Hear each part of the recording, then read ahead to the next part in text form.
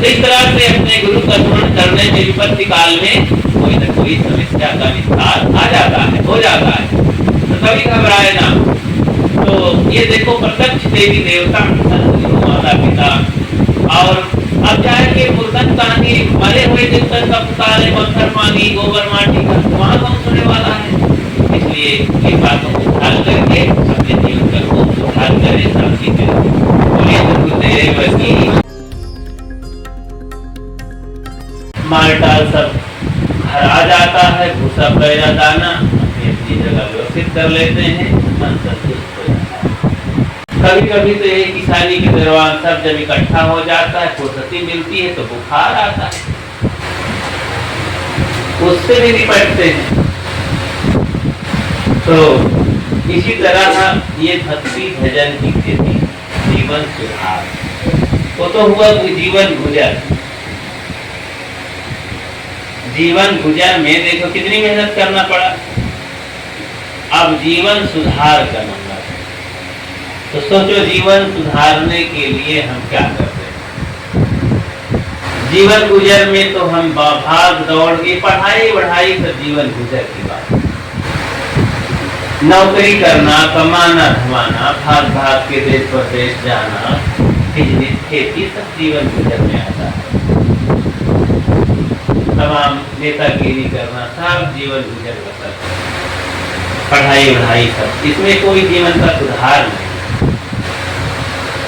अब अल्प सुधार समझ लो कि भाई नौकरी मिल गया तो थोड़ी समय के लिए राहत मिली, ऐसा हो गया तो राहत मिली, थोड़ी से बड़ाई मिल गई तो संतोष मिला थोड़ा सा, वाह भाई ठीक है। तो ये सब मन का खेल है, ध्यान दीजिए। तो इसी तरह जीवन सुधार के लिए हमें मेहनत करनी है। भक्ति में बड़ी बाधा है। अब ये जन्मों जन्मों का पुण्य तो उदय हुआ, जैसे आप सब लोग जीवन गुजर में भी पूर्व जन्मों के भाग से समझते हैं कि मेहनत थोड़ा किए लेकिन बड़ी से अच्छी सी बिजनेस लग गई, नौकरी लग गई, खेती में काम किए, जैसे तैसे बिया डाल दिए, थोड़ा मेहनत करके डाल दिए, लेकिन ऐसा दाम लगा कि बढ़िया खेती हो गई। तो कहते हैं हमारा भाग्य रहा, बहुत अच्छा हुआ।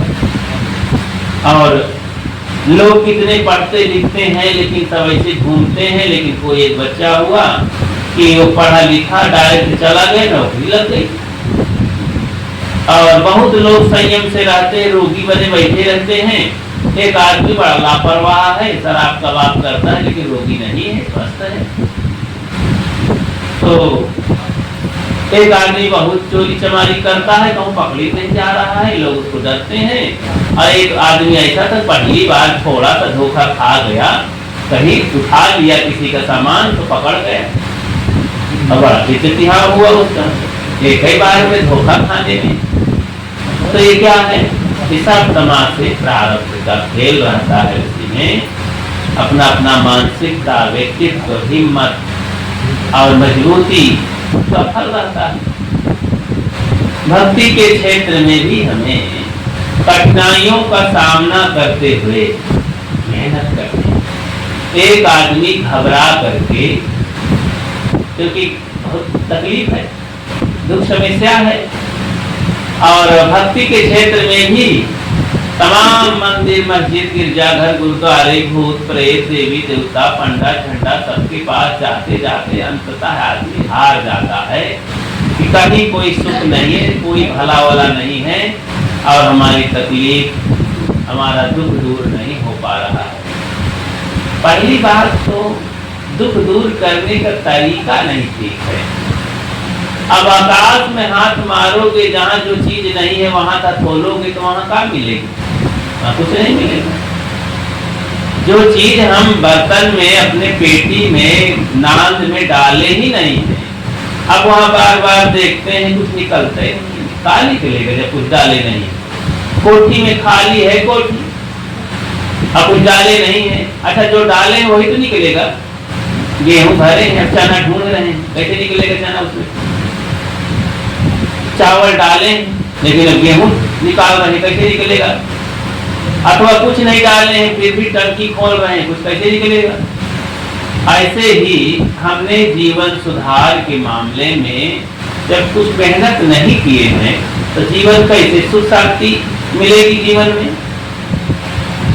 और आदमी कामनाओं से परेशान रहता है, कामना ही न बनाओ, जैसे बच्चों से कामना बना लेते हैं। आप सोचो कि आपने बच्चों के परवरिश में, बच्चों के संस्कार देने में कितना मेहनत किया।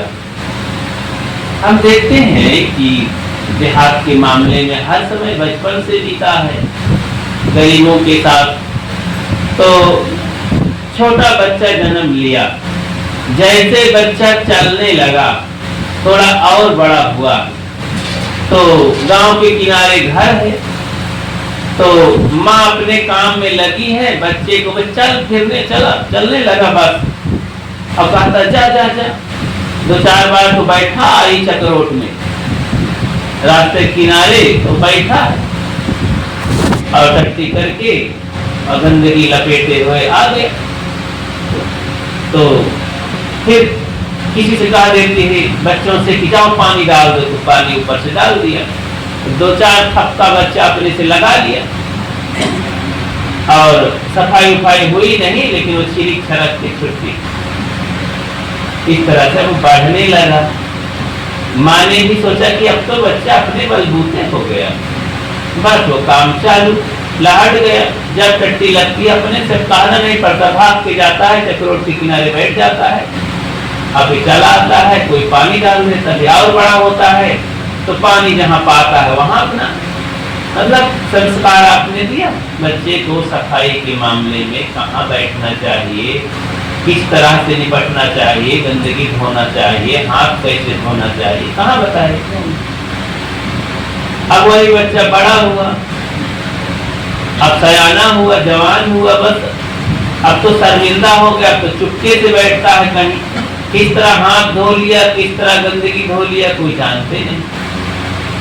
अब वही बच्चा फिर खाने में भी गलती करता, दोनों हाथ से खाता है, बुढ़ापे तक खाता है। कई लोगों को देखते हैं, भगत हो चाहे संकट हो, जब उसको हम कुटिया में भोजन देते हैं थाली परोस करके, तो साधु तो एक हाथ से, जब बंदगी हुई तो एक हाथ से तोड़ना चालू किए, और कोई अन्य लोग हैं तो दोनों हाथ से रोटी तोड़ने लगते हैं। लगता है यार हम कहीं अभी ताजी रोटी बनी है, इतना कमजोर नहीं हाथ की न टूटे, झुरान रोटी नहीं है, एक हाथ से खाओ।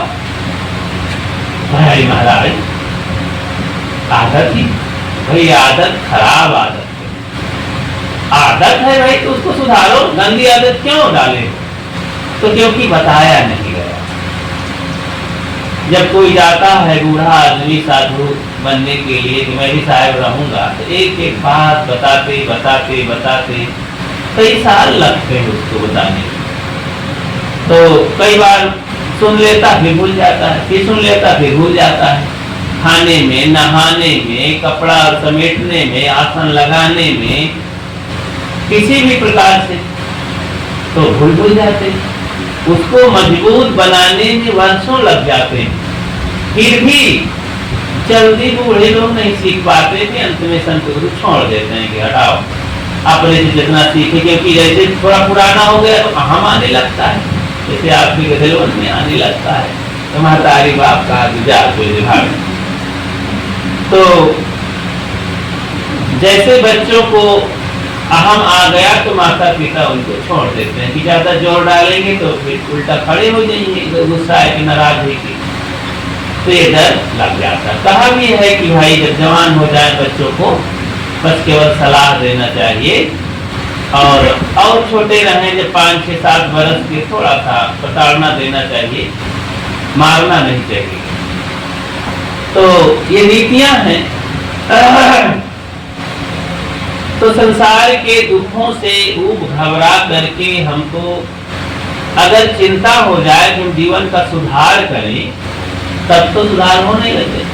घबराते भी तो नहीं हैं, दुख में पड़े हैं, समस्याओं में पड़े हैं, कुसंस्कारों कुरीतियों में पड़े हैं, लेकिन कोई फर्क ही नहीं पड़ रहा है।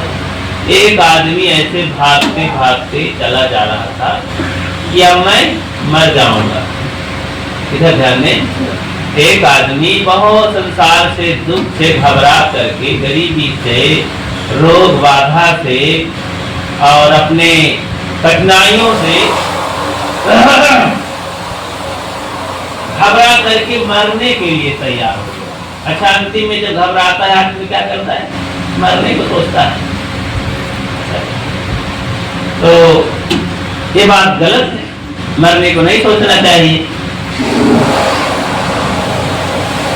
किसी ने कहा कि हम मर जाएंगे, दुनिया से घबरा करके कहा कि हम मर जाएंगे, और मर कर भी ठौर ना पाया तो किधर जाएंगे? जब मर करके भी जगह न मिली तो कहाँ जाएंगे? अच्छा, कोई घबरा के मर जाए तो कहाँ जाएगा? फिर से वही नरक में पड़ेगा ना, जन्म तो लेना पड़ेगा। भाई, कोई घबरा के एक नौकरी छोड़ दिया, अब फिर तो नौकरी करना पड़ेगा किसी की, और वहां फिर मेहनत पड़ेगी, तब तक घबराओगी। अब कीचड़ में गया किसान, अब कीचड़ लग गया, भाई मैं खेती नहीं करूंगा, तो भैया तो बैठे भूखन मरे। अब फिर से खेती में जाएगा अपने या पराए के, तो फिर तो कीचड़ मिलेगा उसमें, तो कीचड़ से घबराना नहीं, खेती में डटना है। तो वो आदमी घबरा करके मरने को सोचा, तो चला जा रहा था। रास्ते में एक बगीचा में संत बैठे थे। संत वीतराग थे और वैराग्यवान थे, रहनी संपन्न थे, सदाचारी, गुणचारी, बोधवान थे। तो ये सब जो शब्द हैं ये बहुत ऊंचे कैटेगरी के, बंद करो, ऊंचे कैटेगरी के शब्द हैं, जैसे कि बोधवान कोई संत। सब प्रकार से जो बोधवान हो जाते हैं कि उनको सब प्रकार से अब संतोष है कि ज्ञान, विचार, ईश्वर, परमात्मा, सदाचार, मन की चंचलता और संयम, सदाचार, दुख सुख सब में बोध हो गया, घबराते नहीं, संतुलित जीवन जीते हैं। संतों को हृदय से लगा करके, हृदय का देवता मान करके और संसार में अपना विचरण करते हैं, हर समय संतुष्ट रहते हैं, कोई शिकायत नहीं, कोई राग द्वेष किसी से नहीं, उन्हें बोधवान कहते हैं। तो विचारवान, विचार के काम करते हैं, रहनी संपन्न, जैसा कहते हैं उसमें रहते हैं, कोशिश करते हैं, उसे रहनी संपन्न कहते हैं, ज्ञान विचार की रहनी में रहते हैं। तो इस तरह बैठे थे वो संत बड़े अच्छे। तो आदमी गया तो देख करके आभा मंडल को देखा, तो जो ऐसे संत होते हैं तो बाहर से समझ में आता है कि यार ये कुछ अजीब हैं, कुछ अलग ढंग के संत हैं, इनसे शायद कुछ पूछा जाए तो सुकून महसूस होता है ऐसे लोगों से मिल करके भी। तो देखा तो बड़ा मन में खुशी आई, तो आदमी रुक गया। वो संत बैठे थे तो आहट पाकर आंखें खोल दिए, बोले कैसे बाबू आप कैसे आए? बोले महाराज मैं बहुत दुखी हूँ, मैं भगवान को खोजते खोजते थक गया, सुख को खोजते खोजते स्वर्ग नरक को पता लगाते थक गया, लेकिन संसार में कहीं सुख नहीं है, कहीं भगवान है नहीं, सब गड़बड़ ढाला समझ में आता है, कोई बताने वाला भी नहीं। तो मैं बहुत अब लग गया हूँ संसार में, मरने जा रहा हूँ। महाराज आपके पास कुछ हो तो आप बताने की कृपा करें, मुझे आशा लग रही कुछ। महाराज देखे कि अभी अच्छा सा इंसान का जन्म पा करके मरने जा रहा है, कैसा आदमी। उन्होंने कहा अगर कुछ पाना समझना चाहो तो बैठ जाओ। बैठा दी, फिर देखो मेरी बात ध्यान से सुनो, अगर तुम मेरी बात सुन करके अमल कर लोगे तो भगवान तुम्हारे पीछे पीछे लगा रहेगा, सुख शांति भी तुम्हारे पीछे लग जाएगी, खोजना नहीं पड़ेगा। तो बड़ा थोड़ा खुश हो गया, ये तो अच्छी बात है भाई, अभी तक किसी ने ऐसा नहीं कहा कि महाराज बता रहे हैं। तो महाराज जल्दी से हाथ जोड़ के बैठ गया, कई बार प्रणाम किया, जल्दी बताइए महाराज, मैं आज तक परेशान हो गया, कहीं कोई मुझे आशा नहीं दी, तो आपके दर्शन पाकर मुझे कुछ आशा बनी है, तो आप बताइए। कहे देखो बच्चा, जीवन में तमाम संघर्ष आते हैं, लेकिन ये सब आते हुए भी जीवन अपने दिमाग को ठंडा रखा करो और पैरों को अथवा जेब को गर्म रखा करो,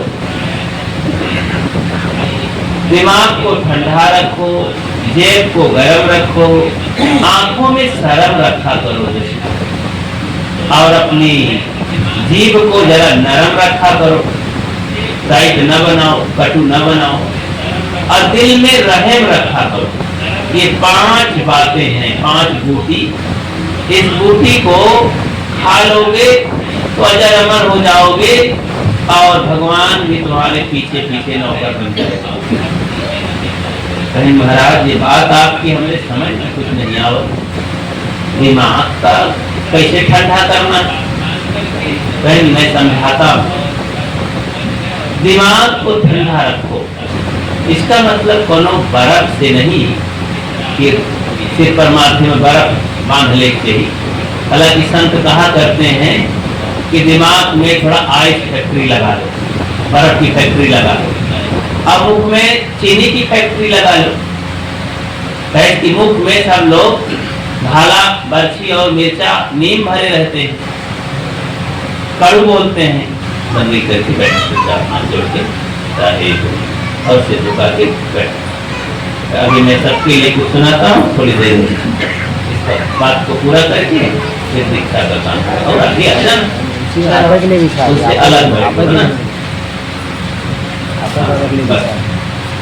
तो ध्यान से सुनना, इधर उधर से कर्म नहीं करना।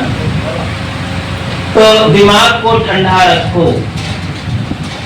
कहीं दिमाग को कैसे ठंडा रखें महाराज? कहीं देखो दिमाग में हर समय अहंकार की, राग द्वेष की आग लगी रहती है और हर समय वो गर्म रहता है, तमाम चिंता करता है, फिक्र करता है, अहम में ठेस लगती रहती हर समय। तो अपने को मुलायम कर लो कि कुछ नहीं मैं, क्योंकि जन्म जन्म का तमाम कुकर्म है, जीवन में खराब कर्म है, तो दुख तो आएगा। कौन अच्छा आदमी हो, कहीं धोखा हो ही जाएगा तो लोग कुछ कह ही देंगे, तो मैं चुप रहूंगा, सह लूंगा और चिंता नहीं करूंगा, लड़ूंगा नहीं किसी से। और शराबियों के पास, बीड़ी तमकुल्हा के पास, तमाम तरह के गंदे खान पान वालों के पास, पंडा पुजारियों के पास नहीं बैठूंगा, राजनीतिबाजी से थोड़ा बचा रहूंगा। और क्योंकि ये सब दिमाग को गर्म करने वाले, लड़ाई झगड़ा जहाँ होता है तो वहां पर नहीं जाऊंगा मैं, अखबार नहीं पढ़ूंगा, टीवी मोबाइल से बचूंगा, ये सब दिमाग को गर्म करने वाली चीजें।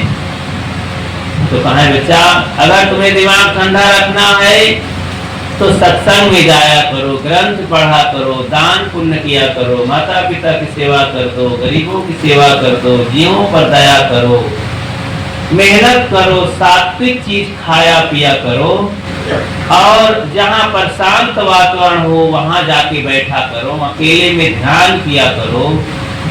तो इस तरह जब करोगे तो दिमाग तुम्हारा ठंडा रहेगा। बच बच के दुनियादारी से रहो और खूब मेहनती बनो, आलसी निकम्मा न बनो कि जैसे तैसे बने रहो।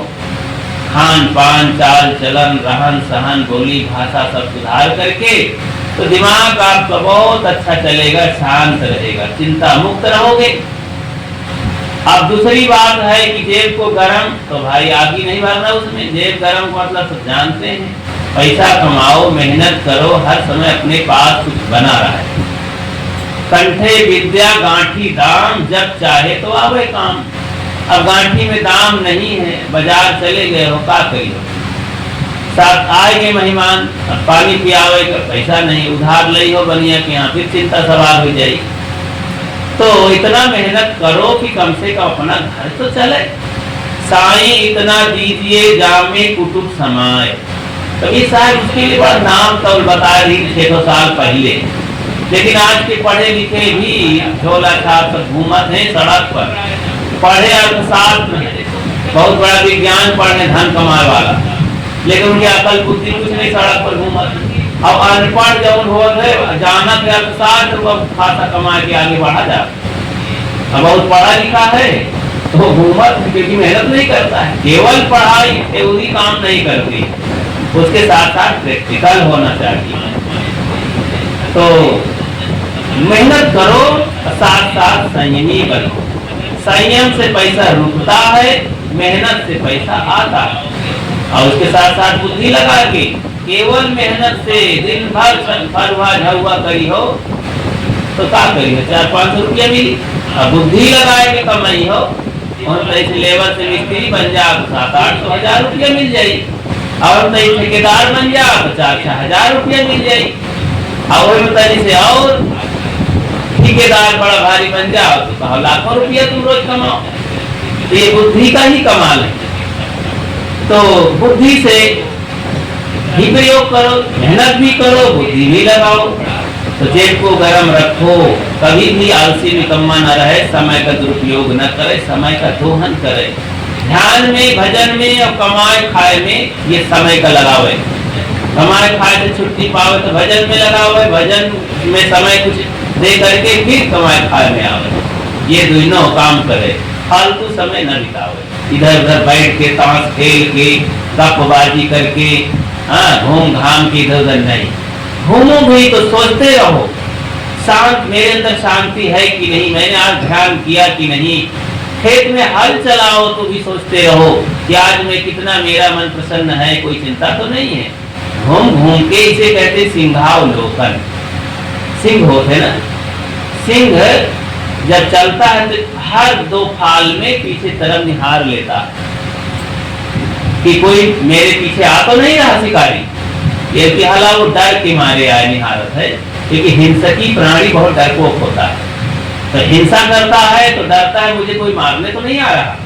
और हाथी का वो घूम के देखा, हाथी शाकाहारी प्राणी है और ये अहिंसक है, तो झूमते हुए चलता है मस्ती से, और निहारत भारत नहीं पीछे गई। तो इसी को कहते हैं कुत्ता भूखे हजार, हाथी जाए बाजार, कुत्ता भूखे हजार। तो हाथी जला जाता है बाजार में भीड़ भाड़ में, लेकिन मस्त अपनी चाल चलता। तो जेब को गर्म रखो, खूब मेहनत करो, संयम से, ईमानदारी से जो अपनी कमाई में आ जाए समझो कि बहुत बढ़िया आ गया। इस तरह संतोष में रहोगे तो आप बादशाह हो जाओगे। यहाँ और कोनो बादशाह नहीं है। देखो इतने बड़े बड़े बादशाह इतना भिखारी हो गए हैं कि चोरी करे डाव अपने भगवान बन गया। जिनका भगवान मानते हुए क्या चोरी करते, ये बड़े बड़े राजा। और गरीब आदमी ईमानदार क्योंकि संतुष्ट है, मेरी कमाई में जो आता है मैं वहीं रहूंगा। तीसरी बात है आंखों में शर्म रखो। अगर ये शर्म ऐसी चीज है कि बहुत बचाती है कमियों से, बुराइयों से, दुखों से। शर्म रखोगे तो क्यों बुरा करोगे, आप भक्त हैं। शर्म करोगे तो साहब ने मना किया है, हमारे गुरु जी ने, संतों ने रात दिन सुनाया है, दुर्व्यसन न करो, मांस वगैरह न खाओ, बीड़ी तम्बाकू न खाओ, झूठ न बोलो। और फिर भी हम झूठ बोल रहे हैं, फिर भी हम बीड़ी पान तम्बाकू कर रहे हैं, गंदा आचरण कर रहे हैं। तो शर्म अगर होगी तो ये क्यों करेंगे। और किसी बेटी बहन पर हम क्यों कुदृष्टि करेंगे, क्यों अनावश्यक फालतू बोलेंगे, चोरी बदमाशी क्यों करेंगे। तो शर्म, अच्छा शर्म है तो हमारे सामने माता पिता दुखी हैं, तो शर्म अगर थोड़ी भी बची है तो हम उनको दुखी देख सकते हैं, नहीं देख सकते हैं। सहारा लगाएंगे जितना बल होगा, बुद्धि से, पैसा से, ताकत से। अपने सामने अगर लज्जा शर्म है, जरा भी इंसानियत मानवता की, पुत्र के तंतु बुद्धि है, तो जाकर के हम उनकी मदद करेंगे कि हमारे जिंदा पिताजी आप ऐसा घसित नहीं सकते हैं, आप ऐसा दुखी नहीं रह सकते हैं। तो शर्म में इतनी ताकत है। लोग कहते हैं जरा से कुछ तो शर्म रखो भाई। तो आंखों में शर्म रखो, बुरा ना करो। अब आंखों में शर्म अगर है तो बच्चों के सामने इतना फूहड़ काम क्यों करोगे, इतना भद्दी गाली क्यों दोगे। अगर जरा से शर्म है बिटिया है वही में बैठी, इतना भक्ति भक्ति गाली देते हैं पिताजी। अब बहू आ गई 2-3 ठो, पर सासू मगाही लगाए के बैठा थी घूमत सड़क पर। तो शर्म तो नहीं है ना कि हमरे इतनी बहुएं हो गई, हम बुढ़िया हो गई, अब श्रृंगार करे की कौन जरूरत है भाई? तो इतना गहना पहले कौन जरूरत है? संत महात्मा कंठी माला दे दिए, समझाए नहीं कि देखो ये गुरु का गहना भक्ति का गहना है, इसको पहनो में लज्जा का दिशा है, भी बड़ी की कंठिया है और टूट जाती है और लोकटों का करत है, बहुत बहाने हैं। लेकिन ये सब सुरान करने में लज्जा नहीं, तो जरा भी शर्म है तो भक्ति की मर्यादा को तू बनाए रखो। 1 महीना हो गए कंठी उतारे, कहा टूट गए, टांग बिना मिलता ही नहीं।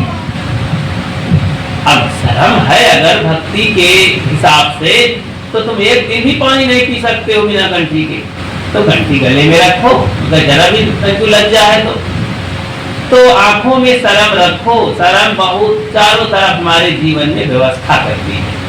अब कहाँ शर्म रखा? अरे सदुआ पता नहीं कहाँ के रही कौन नहीं, हम न जाओ उनके सामने। अभागी लोग हैं तो हले बूढ़ा कौन आए, हले जवान हो तो के लगे जाते बैठते, अब बूढ़वा है तो क्या करे जहाँ बैठे, क्या पूछे उसको। अब साधु वही पता नहीं को वही कहता नहीं, हम खाए ले जानवर हैं, जवान होते तो के लगे जाते मजाक वजाक कर लेते। तो वहां जहां शर्म करने की जरूरत है वहां शर्माते नहीं।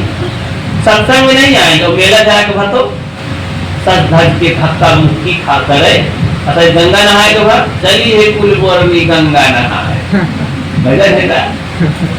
हाँ, गाठरी बांधे मोटरी बांधे और भतरा के सिर पर बिहिन लगाए, चलिए कुल बोरवी गंगा नहाए, आध्यात्मिक भजन है। तो अब दोनों को लाभ जाती भाई। कुछ ऐसी स्त्रियां होती भी कि पति कहते हुए पैसा नहीं आए, अब समय नहीं आए, हाँ सब जात गाँव वाले नहाए, अमावस नस्कान है, बहुत मनौती रही है, निहारे बैठ 15-20 दिन से, हमारे पैसा नहीं है। अपने भागा के साथ शादी हुई है, इससे अच्छा तो भिखारी के साथ हुई जात तो अच्छा रहा। इतना तीर मारी की बेचारे की घुस गई तीर, गवा कर्जा उधार मांग लावा कोनो मित्र से 400 रुपया, और कहा अच्छा चल चलिए, चलो जल्दी से बांध के लगा दी, हाँ गठरी मोटरी और साइकिल ये चलो पहले ले अच्छा साइकिल, बेचारा वो भूखा प्यासा और में रेगा थे ऊपर उछा के काट ली।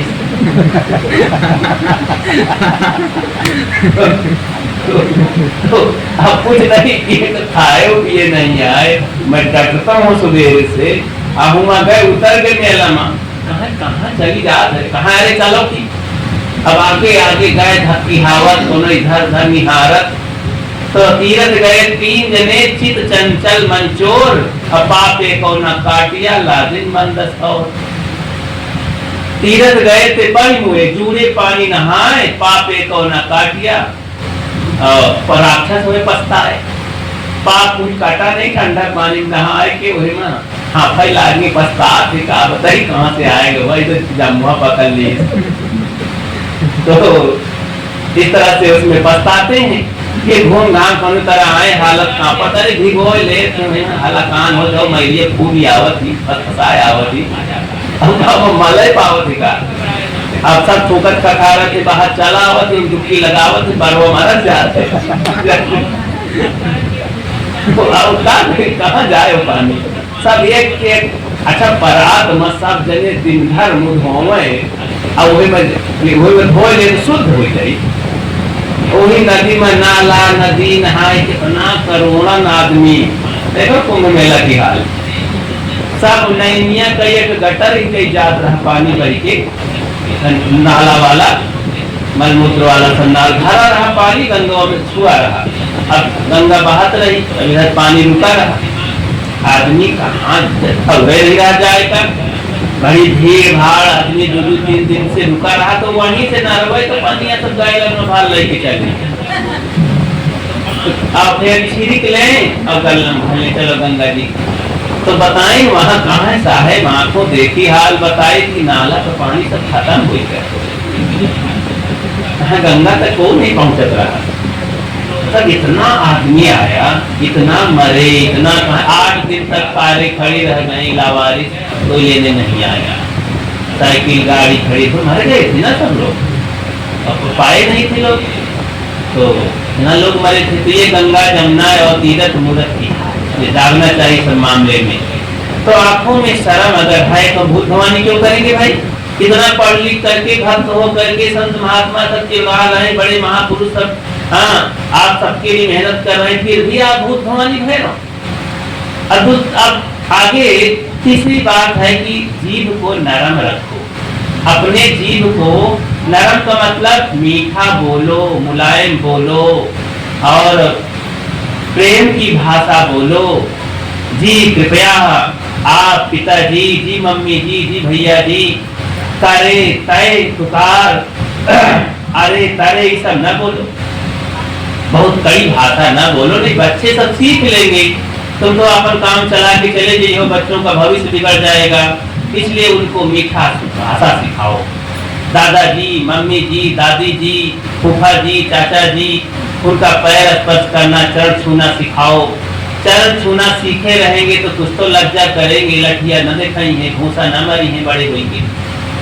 और इस तरह से बच्चों को संस्कार, मीठी जुबान, देखो जुबान के कारण ही बड़े बड़े कांड हुए। महाभारत कांड द्रौपदी ने करवाया तो केवल जुबान के कारण।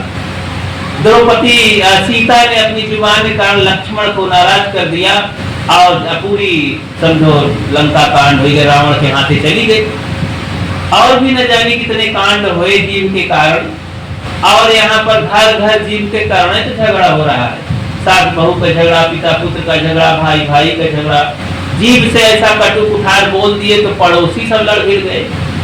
एक पड़ोसी रहे तो बटोर के धूल करता है, बहू फेंकिस तो हवा चलत रहा है, तो मुहारा से फेंकिस तो पंखा लागे तो हुआ तक जाई ना धूल, तो उनके मुहारा में भाग ना है।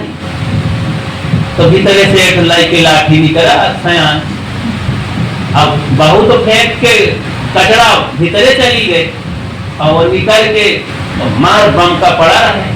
ऐसी हिम्मत हुई तेरी यार, अपने घर का कचरा मेरे घर में तो फेंकवाएगा, तेरी हिम्मत कैसी हुई? निकल, नहीं मानते। बहुत बात कहा, देखो ये जुबान चल रही थी, धोखा हो गया, बहू को नहीं पता था। वो झटके में ऐसे होता है, भोली भाली लड़कियां भविष्य को नहीं जान पाती कि हवना कहाँ ले जाए, तो फेंक दी सड़क पर और पूरा का पूरा कचरा भीतरे चला। तो वो आदमी भी नहीं संभाल पाया, निकला तो भीतरे से मालिक निकला, अपने को ठंडा करके दिमाग। तो कहा भाई साहब का यार तेरी हिम्मत कैसी हुई, तेरी बहू मेरे घर में धूल कचरा डाल दिया? कहीं बहुत गलत किया हो, गलती हुई, मैं माफी मांगता हूँ। एक काम करो भाई साहब, अब इसकी भरपाई तो मैं कैसे करूँ? अपने घर का सारा कचरा आप बटोर करके आप मेरे घर में फेंक दीजिए, तो ये बदला भी पूरा हो जाएगा और उसको भी पता चलेगा मैं आपको कुछ नहीं करूँगा। भूल हो गई थी, अब मैं कैसे समझाऊं उसे? आप मेरे पड़ोसी देवता हैं, बहुत गलत किया है, मेरे पड़ोसी के घर में ऐसा कैसे कर सकती है मेरी बहू? तो मैं बिल्कुल इसे सहन नहीं कर पाऊंगा, तो मैं हाथ जोड़ता हूँ, आप अपने घर का सारा कचरा मेरे घर में फेंक दीजिए। तो तुम्हारे भाई साहब गुस्सा आ गया, मैं ऐसा कह दिया, कैसे मैं फेंक सकता? कोई बात नहीं, अच्छा रहने दीजिए। तो ठंडा हो गया मामला। अब गर्मा गर्म दोनों कैसे हो जाता, युद्ध हो जाता है। तो देखो जुबान का तो खेल रहा, एक जुबान आई तलवार की तरह, एक जुबान चली गई ढाल की तरह, टकरा गई, युद्ध खत्म हो गया। तो इसी तरह कुछ ऐसा बोलो, कुछ सोचो ऐसी बातें जिन बातों में हो दम। दुश्मन से भी हम प्यार करें, दुश्मनी हो जिससे कम। कुछ सोचो ऐसी बातें जिन बातों में हो दम, कुछ ऐसी बातें सोचिए। तो जीव को सदैव मुलायम बना के, प्रेम बना के, मीठा बना के बोलो। किसी को ताना न मारो, बोली न मारो, तो किसी को कट कुठार न कहो, गाली न दो, सह लो। और क्या हो जाएगा, 100-250 रुपए की, 1000-500 की चीजें बिगाड़ बन जाएगी। भविष्य बिगाड़ो ना, सब देवता है, 4 दिन की जिंदगी है, सह करके चल, उसे बहुत बड़ी बात हो जाएगी। गांव बस्ती पड़ोस में कोई खेत हड़पने लगेगा, कोई और बड़ा कोई काम तो देखा जाएगा, फिर आप उसमें लड़ लेना कानूनन से, और जैसे भी युक्ति हो कर लेना।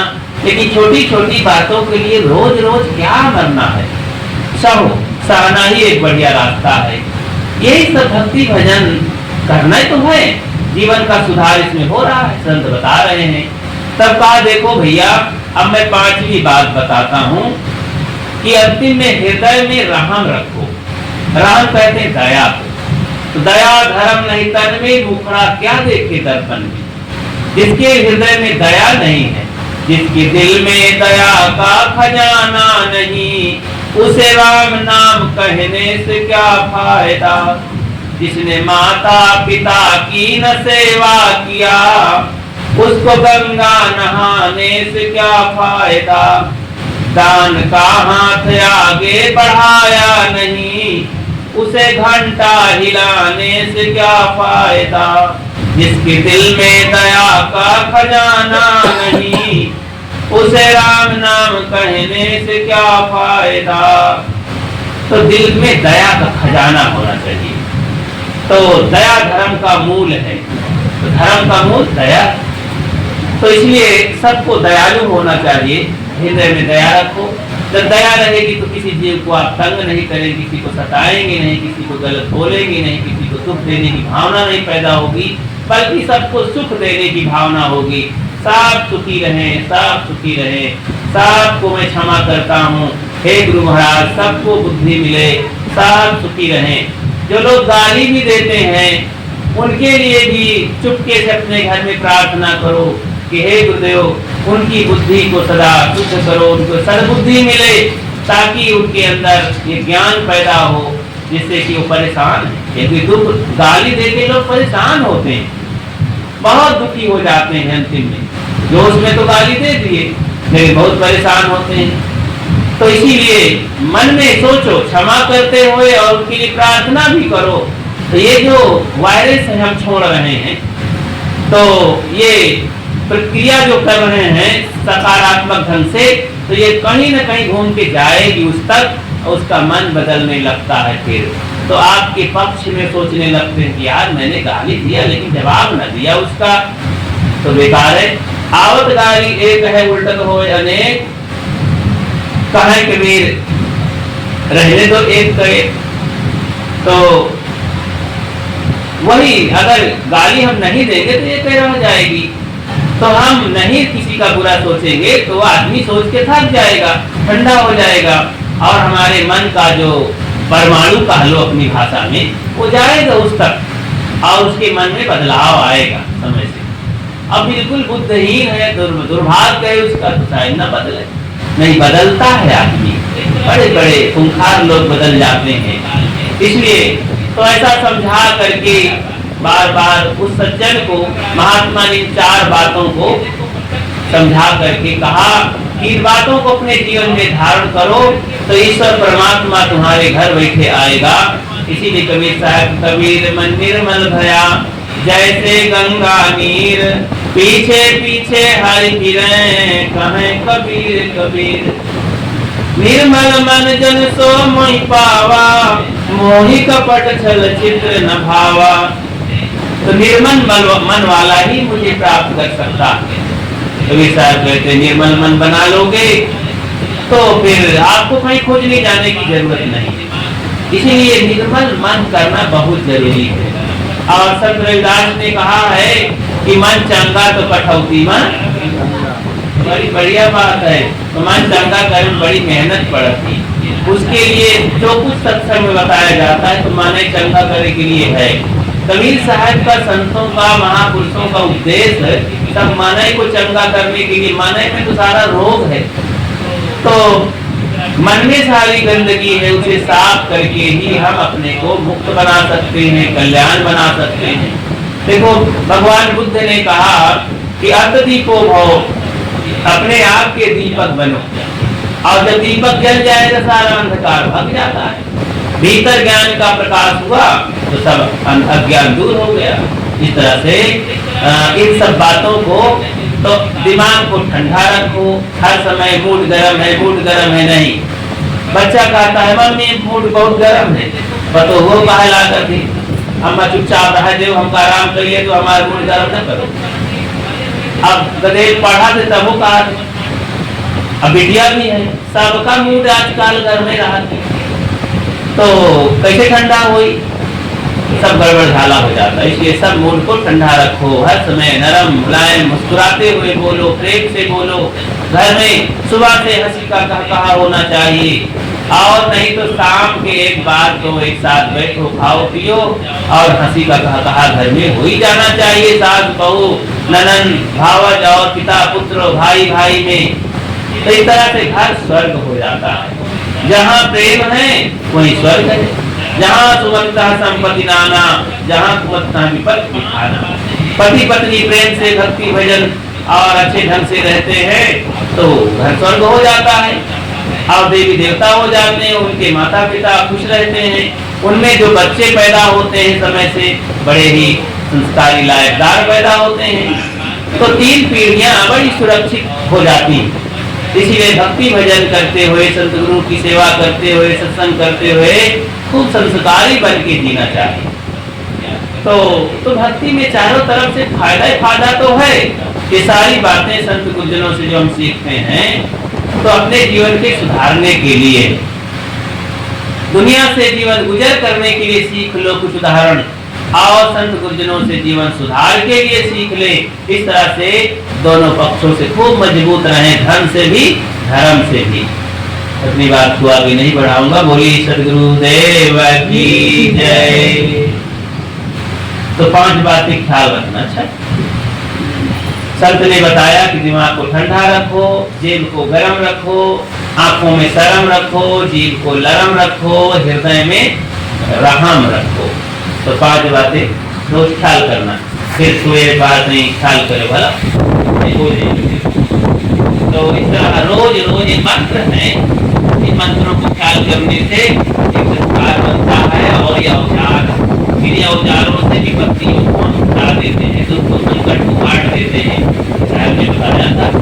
तो ऐसे याद आती है बातें। अरे एक बार की बात, एक लड़की शादी से गया है, तो वो जंगल से अकेले निकल आवता है, महात्मा बुद्ध की चेली है। तो महात्मा बुद्ध उस समय नए नए सबको लड़कियों को औरतों को साधु बनाए थे। महात्मा बुद्ध की माँ आई थी और उनकी बहू और उनकी पत्नी, सब लोग आए ना कि हमको दीक्षा दीजिए, हम भिक्षुणी बनेंगे। अरे औरतों को हम भिक्षुणी नहीं बनाते। तो वहाँ भी यही मर जाओ है, लौट के न जाओ। और 50 किलोमीटर पैदल चल के आई ना है, घोड़ों में 4 लाख खून खर्च हो गया, बीमार पड़ गई रहे। अब रानी यही नहीं चले जाना ना, तो कहा फिर हमको अगर दीक्षा नहीं देंगे तो हम यहीं पे मर जाएंगे, लौट के नहीं जाएंगे। इतना जब तक मजबूत है तब तो उसका सोचने पड़ा, सलाह करे, मीटिंग करे, बहुत नियम बनाए तो दीक्षा दी। तो ऐसे जीवन सच्ची रही थी सत्संग में, साधु जीवन की। एक लड़की एक दिन अकेले जंगल में पड़ गई। अब उन्हें उठी रहा है, 22 साल की, और उस समय नया नया काम तो सारा युक्ति नहीं बताए गए। कुछ युक्ति बताए नहीं कि भाई संकट में पड़ जाओ तो क्या करें। तो चोर चक्का जवान मिल के रास्ते में जंगल में, आप वो रहा है कि उतर के रह जवान लड़की। तो अब वो संकट में पड़ गई, नहीं मैं महात्मा बुद्ध की भिक्षुणी हूँ, तुम लोग दूर रहो, मेरे शरीर को टच नहीं करना। तो अब कहाँ जाएगी, तो बड़ी सुंदरी लड़की है।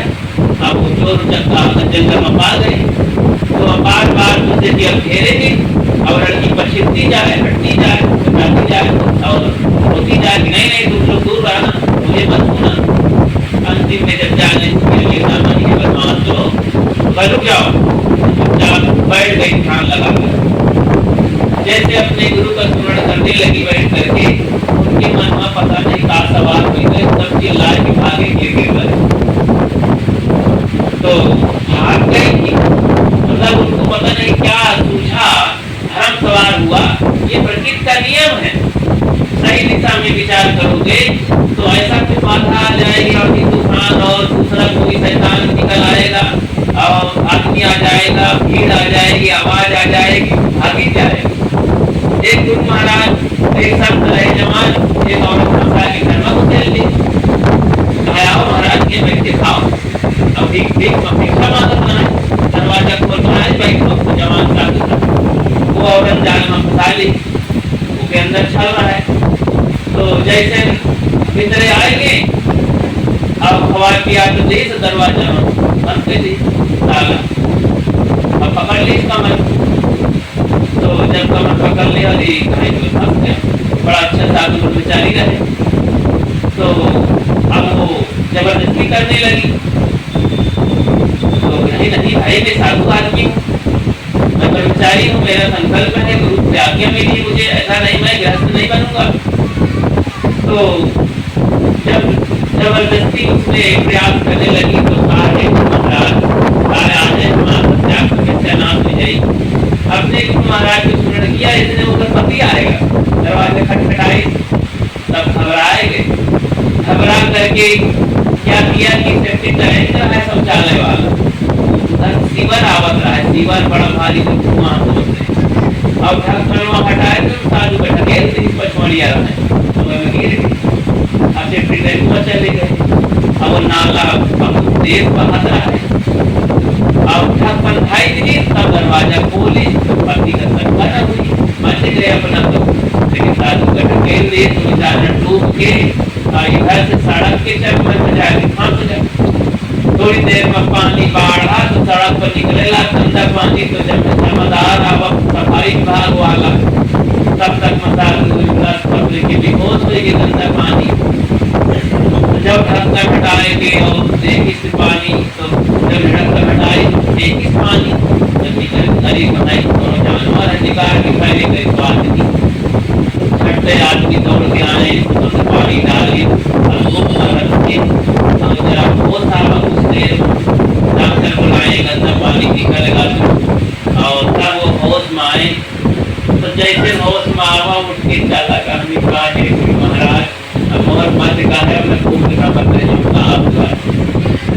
इज्जत बच गए है, या कम से कम हुआ नरक से तो बच गए हो, या नरक तो भले पड़ गए हो, एक अगर नरक ठीक है लेकिन 9 महीना वाला नरक तो बच गए, नहीं तो ये संसार में प्रतिष्ठा खराब हो जाए। मुझे तो गुरु का स्मरण करने से एक साधन के लिए उसका पति आएगा और हल्ला करी राजा खोल जल्दी, तो खोले के चक्कर में पति को छोड़ दी धक्का मार के, तो दुखी तो परेशान तो हो। इस तरह से अपने गुरु का स्मरण करने में विपत्ति काल में कोई न कोई समस्या का विस्तार आ जाता है, हो जाता है, तो कभी घबराए ना। तो ये देखो प्रत्यक्ष देवी देवता, माता पिता, और अब जाके मुर्गन कहानी मरे हुए देवता का पुकारे, पत्थर पानी गोबर माटी का, वहां कौन सुनने वाला है। इसलिए इन बातों को ध्यान करके अपने जीवन को सुधार करें, शांति करें। बोलिए गुरुदेव की 5 पॉइंट वही है। संत देव सज्जन को बताया, घबराया था तुझसे कि भाई अगर तुम मेरी 5 बातों को मानोगे तो तुझसे सदा के लिए बच जाओगे और भगवान तुम्हारे पीछे लगा रहेगा। तो वो बात है कि दिमाग को ठंडा रखो, पेट को गर्म रखो, आंखों में शर्म रखो, जिह्वा को नरम रखो, दिल में रहम रखो। तो 5 बातें ये रहस्यात्मक है, इसमें खूब विचार करके जीवन का सुधार करें तो पूरा जीवन इसी में सुधर जाता है।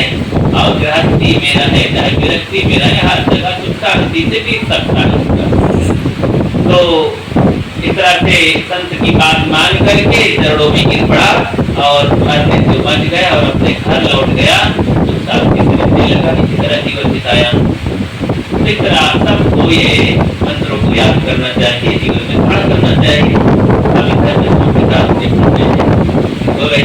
शिक्षा की तैयारी